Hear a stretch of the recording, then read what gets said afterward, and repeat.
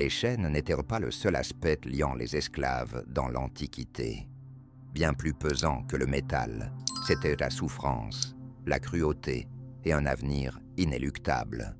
De l'immensité des empires aux seigneurs de guerre impitoyables, l'esclavage soutenait la civilisation, tandis que ceux qui y étaient soumis vivaient dans un tourment constant.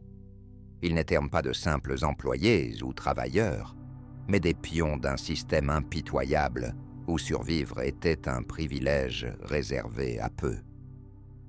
Parmi les nombreuses atrocités de la servitude, certains destins illustrent une inhumanité extrême, des tâches si redoutables que la mort semblait souvent la seule issue. Les esclaves gladiateurs, contraints de se battre pour le plaisir des Romains, subissaient un sort particulièrement brutal au sein de l'Empire romain, appelés damnati ad gladium ou condamnés à l'épée. Ces malheureux, souvent des prisonniers de guerre, des criminels ou des esclaves en révolte, étaient catapultés sur les sables ensanglantés du Colisée, forcés de combattre pour l'amusement de l'élite. En contraste avec les gladiateurs entraînés qui pouvaient aspirer à la richesse et à la célébrité, ces combattants n'étaient guère que des victimes humaines dans un combat inégal face à des tueurs professionnels. Les munera, initialement des rites funéraires, avaient évolué en spectacles complexes d'exécution sous des empereurs comme Commode. Ce dernier participait également au combat, mais à la différence des véritables esclaves, il se battait avec des armes émoussées et gagnait grâce à des victoires arrangées. Certains esclaves ne connaissaient même pas l'honneur d'un véritable combat. Beaucoup étaient désarmés et jetés dans l'arène pour être dévorés par des lions, des ours ou des léopards lors de venations, chasses aux bêtes. D'autres étaient enchaînés et contraints de s'entretuer, assurant ainsi que leur souffrance alimenterait encore le divertissement du public. L'historien romain Sénèque a noté: le matin était consacré aux condamnés livrés aux bêtes et le midi aux hommes qui s'entretuaient. Un sombre rappel que pour ces gladiateurs, la mort était une issue inévitable. Les esclaves travaillant dans les mines d'argent de l'Athènes antique menaient une existence accablante. Dans les profondeurs des collines arides de l'Attique se trouvaient les mines du Laurion, véritable cauchemar souterrain où des milliers d'esclaves luttaient dans des conditions si inhumaines que la mort devenait souvent un soulagement. Si ces mines constituaient la base même de la démocratie athénienne, finançant sa marine et ses imposants temples, pour ceux qui y étaient contraints, il s'agissait d'une douloureuse et interminable sentence de mort. Enchaînés dans une obscurité presque totale, les esclaves, fréquemment des captifs de guerre ou des travailleurs en détresse financière, inhalaient des vapeurs de mercure toxique pendant qu'ils extrayaient la roche, leurs poumons s'affaiblissant à chaque soupir. Xénophon, dans son livre « Revenu », mentionnait qu'Athènes considérait ses esclaves comme de simples ressources, facilement remplaçables une fois épuisés. Aristote, quant à lui, témoigne dans Politique que ces hommes appréciaient rarement la lumière du jour, vivant leur existence courte et misérable sous terre.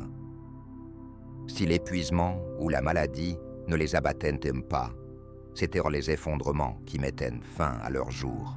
Des tonnes de pierres s'écroulaient sur leur corps fragile, les ensevelissant sur place.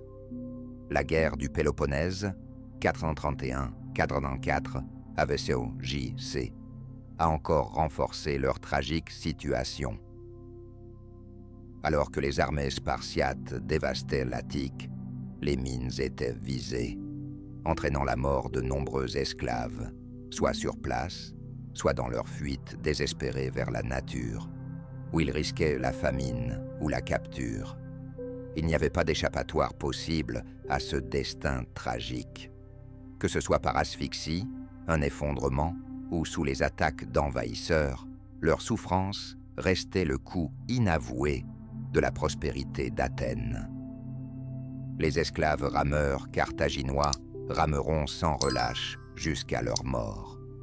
Au cœur de la Méditerranée, les navires de guerre carthaginois fentaient les flots, grâce à l'agonie incessante de ces esclaves enchaînés à leurs rames. Arrachés à leurs terres ou condamnés à la servitude, ces hommes n'étaient pas des guerriers, mais plutôt de simples instruments de guerre, des moteurs jetables au service de l'hégémonie maritime de Carthage. Au cours des guerres puniques, 264-146 AVCJ-C, des milliers d'esclaves étaient entassés dans les cales étouffantes des quinquérèmes, rameurs sous une chaleur accablante, fouettés par les surveillants au moindre signe de faiblesse.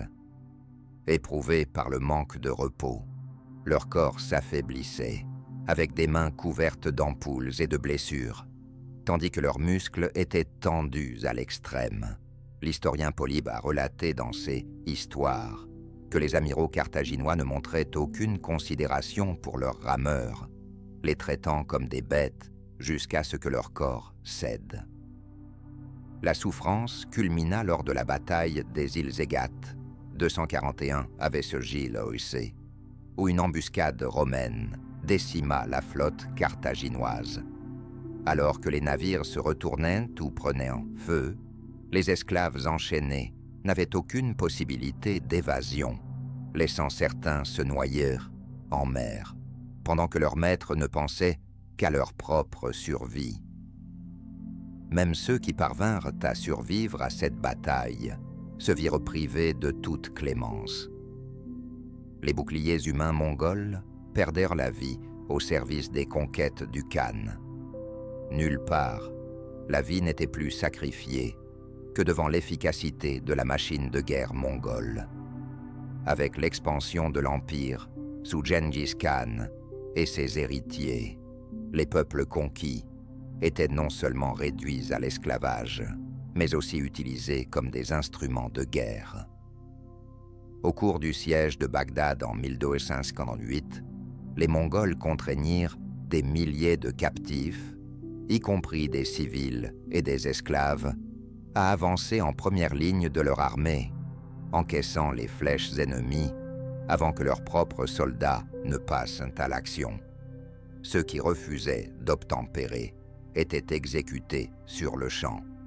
Cette méthode fut également appliquée lors de la bataille de Xiangyang, 1267-1273, où Kubilai Khan assiégea la ville fortifiée des Song. Les prisonniers chinois étaient attachés aux machines de siège, servant de boucliers vivants pendant que les ingénieurs mongols progressaient en se dissimulant derrière leurs souffrances. Dans son œuvre « Histoire du conquérant du monde », l'historien persan Atta Malik Jouvaini rapporte que les Mongols employaient délibérément des captifs dans des assauts suicidaires, les contraignant à affaiblir les lignes ennemies avant le début de l'offensive principale. Ces malheureux n'avaient ni armes, ni possibilité d'évasion.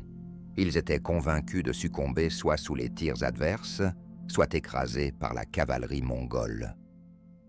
Après une victoire, les quelques survivants faisaient face à un sort encore pire, massacrés en masse pour éviter toute révolte ou envoyés sur un nouveau champ de bataille, balançant leurs souffrances une fois de plus.